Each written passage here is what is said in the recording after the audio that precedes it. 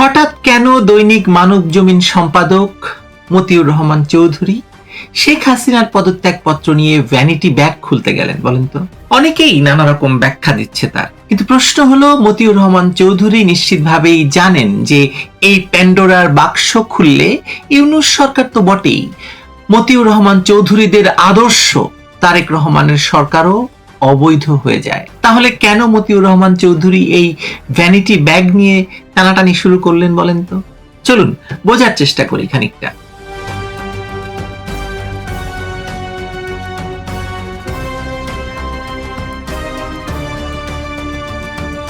বাংলাদেশের রাজনীতিতে vanity bag এক অদ্ভুত বস্তু।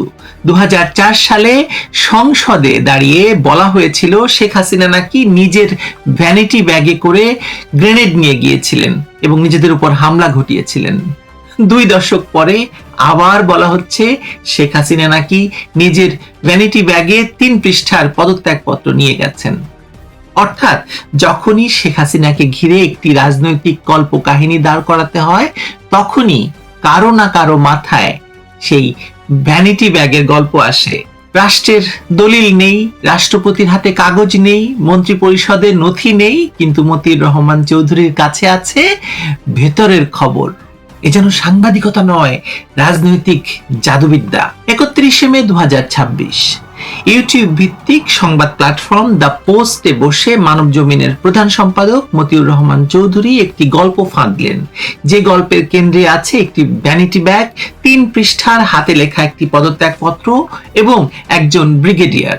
তার দাবি শেখ হাসিনা 5ই আগস্ট গণভবন ছাড়ার আগে 3 পৃষ্ঠার একটি পদত্যাগপত্র লিখেছিলেন এবং সেটি তিনি ভ্যানিটি ব্যাগে ভরে ভারতে নিয়ে গেছেন। এটা ভেতরের খবর বলে দাবি করলেন এই মতিউর রহমান চৌধুরী, কিন্তু তার তথ্যের উৎস কি? কোনো দলিল, কোনো সাক্ষী, কিছুই নেই, শুধু একটি গল্প বলা হলো সাংবাদিকতার মোড়কে। এখন একটু থামুন এবং ভাবুন, মতিউর রহমান চৌধুরী এই তথ্যটি কোথা থেকে পেলেন? তিনি আগে বলেছেন যে 3রা আগস্ট তাকে দেশ ছাড়তে বাধ্য করা হয়েছিল, তিনি দেশ ছেড়েছিলেন, তার মানে তিনি দেশে ছিলেন না। 5ই আগস্টের সেই উত্তাল মুহূর্তে তিনি তো গণভবনে ছিলেন না, নাকি ছিলেন গোপনে? শেখ হাসিনার ভ্যানিটি ব্যাগের ভেতর কি আছে সেটি কি তাকে কেউ দেখিয়ে দিয়েছিলেন? যদি কেউ তাকে দেখিয়ে দিয়ে না থাকেন বা দেখিয়ে দিয়ে থাকেন, তিনি কে? এই প্রশ্নগুলোর কোনো উত্তর মতিউর রহমান চৌধুরী দেননি বা সাংবাদিকতাকে জিজ্ঞেস করেননি। এবং সাংবাদিকতার মৌলিক নীতি হলো উৎসবিহীন তথ্য হলো মতামত, সংবাদ নয়। তাহলে মতিউর রহমান চৌধুরী কি এই মুহূর্তে একজন সাংবাদিক, নাকি একজন প্রোপাগান্ডিস্ট, নাকি একজন গুজববাজ? প্রশ্নটা রাখলাম। এরপর চলুন একটু ইতিহাস দেখে আসি। এই একই মতিউর রহমান চৌধুরী 2024 সালের 19শে অক্টোবর বা 18ই অক্টোবর রাষ্ট্রপতি মোহাম্মদ শাহাবুদ্দিন চুপ্পুর সাক্ষাৎকার নিয়েছিলেন। সেই সাক্ষাৎকারে রাষ্ট্রপতি স্পষ্ট করে বলেছিলেন, আমি শুনেছি প্রধানমন্ত্রী শেখ হাসিনা পদত্যাগ করেছেন, কিন্তু আমার কাছে এ সংক্রান্ত কোনো দালিলিক প্রমাণ বা নথিপত্র নেই। বহু চেষ্টা করেও আমি ব্যর্থ হয়েছি। এই চাঞ্চল্যকর বক্তব্যটি মানবজমিনেই প্রকাশিত হয়েছিল। তার মানে 18 মাস আগে মতিউর রহমান চৌধুরী নিজেই জানতেন এবং প্রকাশ করেছিলেন যে পদত্যাগপত্রের কোনো দালিলিক অস্তিত্ব রাষ্ট্রপতির কাছেও নেই। আর আজ 18 মাস না, মানে প্রায় 2 বছর পরে হঠাৎ করে তিনি জানালেন পদত্যাগপত্র আছে ভ্যানিটি ব্যাগে, শেখ হাসিনার ভ্যানিটি ব্যাগে। এই 2 বছরে এমন কি ঘটলো বলুন তো? কোন অলৌকিক উৎস থেকে তিনি এই ভেতরের ভ্যানিটি ব্যাগের ভেতরের খবর পেলেন? শেখ হাসিনা তাকে ফোন করেছিলেন? এখন ব্লিটজ সম্পাদক সালাউদ্দিন শোয়েব চৌধুরী একটি চমকপ্রদ তথ্য দিচ্ছেন। তার দাবি, অবৈধ ইউনূস সরকারের পক্ষে ইউনূস ফ্রান্সে বসে ভারতে আশ্রয়রত শেখ হাসিনাকে হত্যার উদ্দেশ্যে ওয়াগনার গ্রুপ সহ একাধিক ভাড়াটে গোষ্ঠীর সাথে গোপনে বৈঠক করছেন। এই তথ্য প্রকাশ হওয়ার পরপরই সামনে এলো ভ্যানিটি ব্যাগের সেই গল্প। কাকতাল মনে হচ্ছে না? নাকি একটা কেমন যেন একটা বেশ কনস্পিরেসি থিওরির গল্প আপনার কাছে মনে হচ্ছে? মনোযোগ সরানোর এই পুরনো কৌশলকে রাজনীতিবিদরা বলেন ডাইভার্সন ট্যাকটিক্স। যখন সত্যিকারের বিপজ্জনক কোনো তথ্য ফাঁস হয়, তখন আরেকটি সেন্সেশনাল গল্প সামনে এনে জনমনকে বিভ্রান্ত করা হয়। মতিউর রহমান চৌধুরীর ভ্যানিটি ব্যাগ তত্ত্ব ঠিক সেই কাজটি করছে কিনা চলুন আরো দেখার চেষ্টা করি। কিন্তু এই গল্পে লজিক্যাল ফাঁকটা আসলে কোথায় সেটা একটু বিশ্লেষণ করা যাক। 5ই আগস্ট 2024 সাল, লক্ষ লক্ষ মানুষ নামানো হয়েছে, গণভবনের দিকে তাদেরকে আসতে বলা হয়েছে।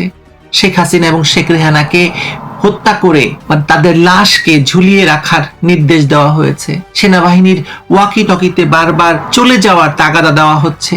সেই মহা সংকটের মুহূর্তে একজন মানুষ কি 3 পৃষ্ঠা হাতে লিখতে পারেন বসে বসে?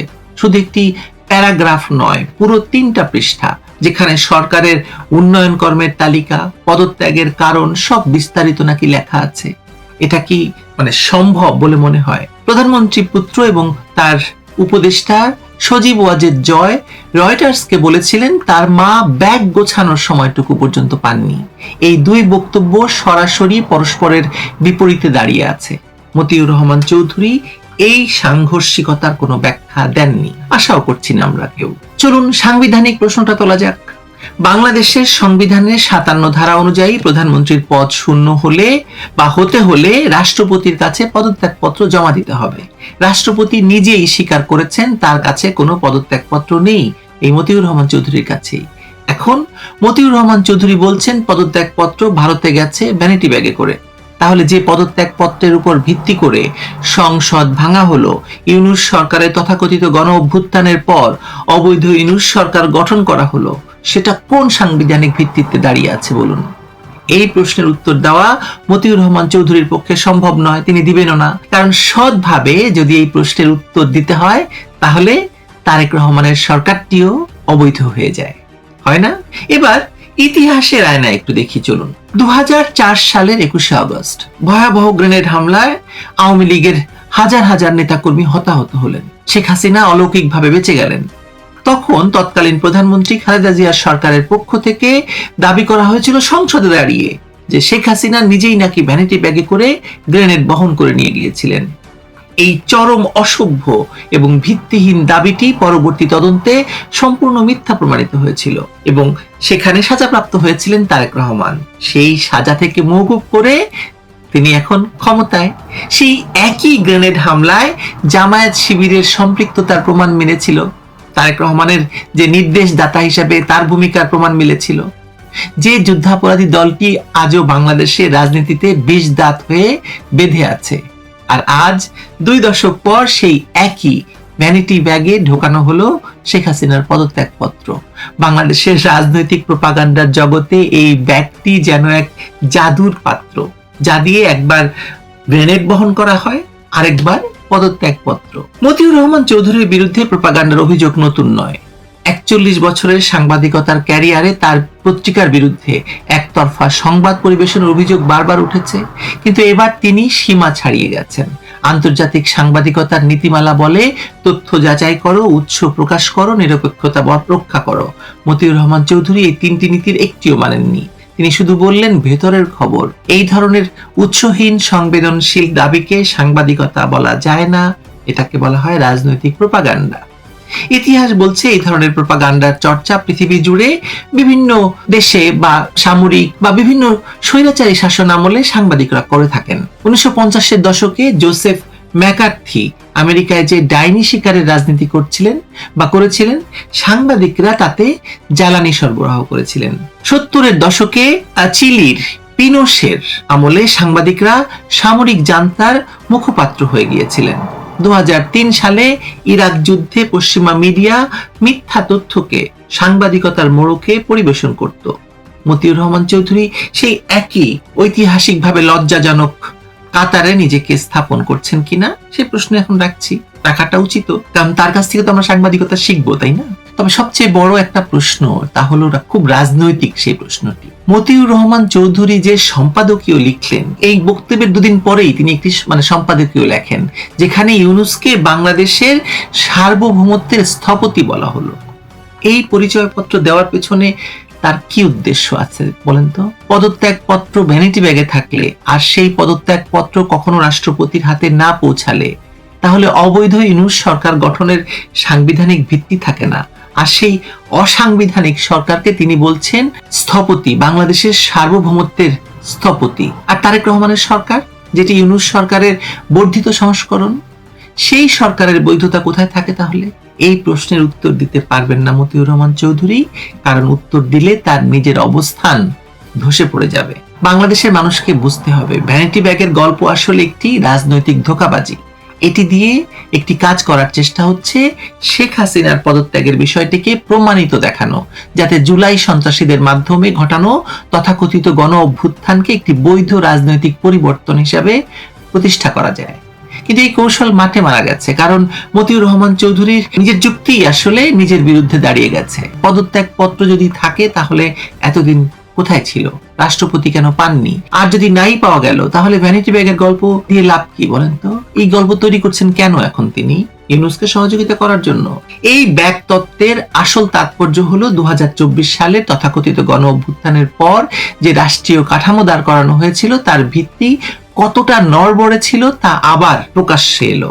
জুলাই সন্ত্রাসীদের মাধ্যমে ঘটানো সেই তথাকথিত বিপ্লবে শেখ হাসিনাকে সরানোর জন্য আসলে তাড়াহুড়া ছিল খুব। রাষ্ট্রীয় ধারাবাহিকতার জন্য প্রয়োজনীয় ছিল না সেই পদত্যাগপত্র।